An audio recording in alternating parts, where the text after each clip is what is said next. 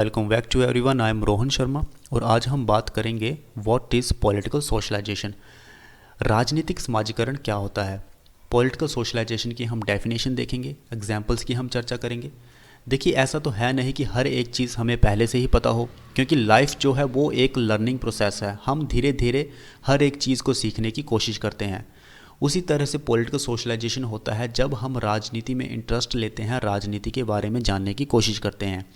So political socialization is the learning process by which people develop an understanding of their political identity। अब ये political identity क्या होती है। For example, कुछ लोग ऐसे हैं जिनको बीजेपी की विचारधारा बहुत अच्छी लगती होगी, कुछ लोग ऐसे हैं जिनको कांग्रेस की विचारधारा बहुत अच्छी लगेगी, तो वो अपने आप को पॉलिटिकली एसोसिएट करने की कोशिश करेंगे बीजेपी के साथ या कांग्रेस के साथ, तो वो उनकी पॉलिटिकल आइडेंटिटी हो जाएगी। पॉलिटिकल सोशलाइजेशन में हमारे खुद के ओपिनियंस निकल के आते हैं, हम अपने विचार रखते हैं राजनीति में, हमारा जो बिहेवियर है वो भी चेंज हो जाता है। अब कुछ लोग ऐसे होते हैं जिनको पॉलिटिक्स में बिल्कुल भी इंटरेस्ट नहीं होता, तो उनका जो बिहेवियर है वो बहुत अलग होगा उन लोगों के कंपेयर में जो लोग बहुत ही पॉलिटिकली एक्टिव हैं। अब ये पॉलिटिकल सोशलाइजेशन होता कैसे है। इसके कई सारे एजेंट्स होते हैं, जैसे कि पेरेंट्स। हमारे पेरेंट्स रिस्पॉन्सिबल होते हैं हमारे पॉलिटिकल सोशलाइजेशन के लिए। हम उनको नोटिस करते हैं कि वो किस तरह से पॉलिटिकली एक्टिव है। फिर हमारा पीर ग्रुप होता है, यानी कि हमारा जो फ्रेंड सर्कल होता है वो हमें सिखाता है कि राजनीति में किस तरह से इंटरेस्ट लेना है, तो उससे भी हमारा पॉलिटिकल सोशलाइजेशन होता है। फिर स्कूल्स में हमें पढ़ाया जाता है डेमोक्रेसी के बारे में, हमें राजनीति के बारे में बताया जाता है, तो स्कूल भी रेस्पॉन्सिबल है पॉलिटिकल सोशलाइजेशन के लिए। फिर हमारा आता है लाइफ लॉन्ग एक्सपीरियंसेस। अब जो खुद हमने अपनी लाइफ में सीखा होता है राजनीति के बारे में, वो भी हमारा पॉलिटिकल सोशलाइजेशन करता है। इससे क्या होता है कि हमारे अंदर पैट्रियोटिज़म की भावना प्रकट होती है, देशभक्ति की भावना हमारे अंदर प्रकट होती है। हम फिर एक अच्छे नागरिक साबित होते हैं पॉलिटिकल सोशलाइजेशन होने के बाद। अब ये पॉलिटिकल सोशलाइजेशन शुरू कहाँ से होता है, तो ये बचपन में ही शुरू हो जाता है और तब तक रहता है जब तक हम राजनीति में इंटरेस्ट लेते हैं, या through out one's life time, जब तक हम मर नहीं जाते तब तक हमारा पॉलिटिकल सोशलाइजेशन होता है। Politically socialized people are more likely to actively participate in the political process. तो जिन लोगों का पॉलिटिक्स में अच्छा सोशलाइजेशन हुआ होता है वो हमें ज़्यादा एक्टिवली पार्टिसिपेटेड दिखाई देते हैं पॉलिटिकल प्रोसेस में। अब हम बात करते हैं पॉलिटिकल लेजिटिमेसी की। पॉलिटिकल लेजिटिमेसी एक तरह का लोगों का विश्वास होता है कि हम अगर पॉलिटिकल प्रोसेस में जितना ज़्यादा पार्टिसिपेट करेंगे तो हमारी जो सरकार होगी उतनी ही अच्छी आएगी। So it represent the peoples level of belief in the validity, honesty and the fairness of their countries political process such as a election. अब हम इलेक्शन के ऊपर कितना ज़्यादा ट्रस्ट करते हैं कि इलेक्शन में अगर हम अपना वोट देंगे, हम अपना कीमती वोट देंगे, तो सरकार जो है वो अच्छी आएगी और वो हमारे हितों के बारे में सोचेगी, कंट्री के बारे में अच्छा सोचेगी। People are far more likely to be confident that a highly legitimate political process will result in honest leaders who respond to their needs while really abusing their government powers। और वो अपनी शक्तियों का गलत इस्तेमाल नहीं करेंगे जो भी लीडर्स चुन के आएंगे।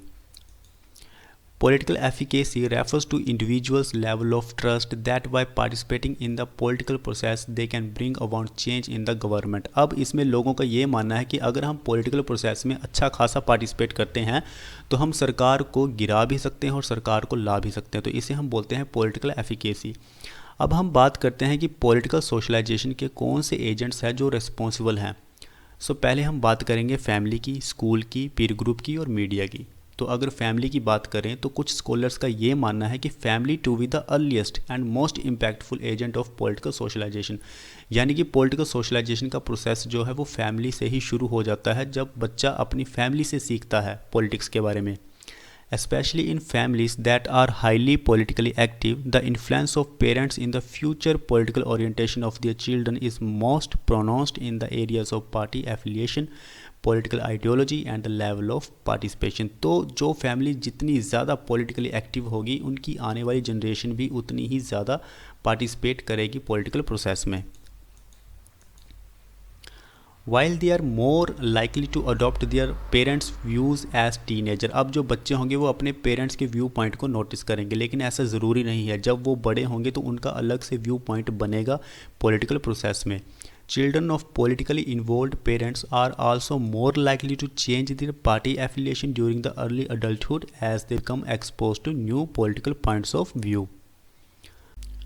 अभी हम बात करेंगे स्कूल एंड पीर ग्रुप्स की कि किस तरह से ये दोनों रिस्पॉन्सिबल है पॉलिटिकल सोशलाइजेशन के लिए। So it has been established that level of education is closely related to interest in politics, voter turnout and overall political participation। तो हर किसी की जो एजुकेशन है, स्कूल में उसने जो पढ़ा है, दोस्तों के बीच में उसने जो डिस्कस किया है, वो सारी चीज़ें डिसाइड करती हैं कि उसका पॉलिटिकल सोशलाइजेशन किस तरह का रहने वाला है। तो ये भी रिस्पॉन्सिबल है पॉलिटिकल पार्टिसिपेशन के लिए। School is also one of the first settings in which the young people develop intellectual relationships with peers। Research indicates that children often have their first opinion sharing discussion about politics with their peers। तो जो हमारा friend circle होता है, हम उसी के बीच में अपने जो ओपिनियंस होते हैं राजनीति को लेके वो शेयर करते हैं। So peer groups often acting as social network, तो एक तरह का सोशल नेटवर्क का काम करता है peer group. And also teach valuable democratic and economic principles such as information sharing and equitable exchange of goods and services. तो इससे हमें पता चलता है कि पीर ग्रुप और स्कूल कितना रिस्पॉन्सिबल है पॉलिटिकल सोशलाइजेशन के लिए।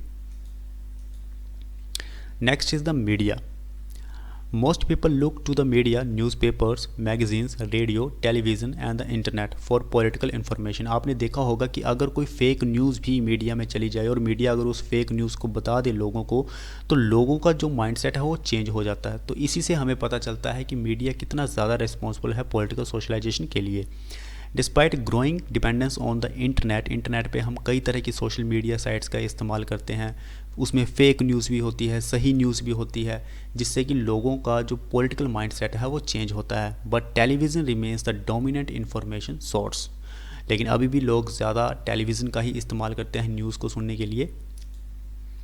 This has resulted in some of these online sources being accused of spreading extremist ideology, often supported by disinformation, unfounded conspiracy theories।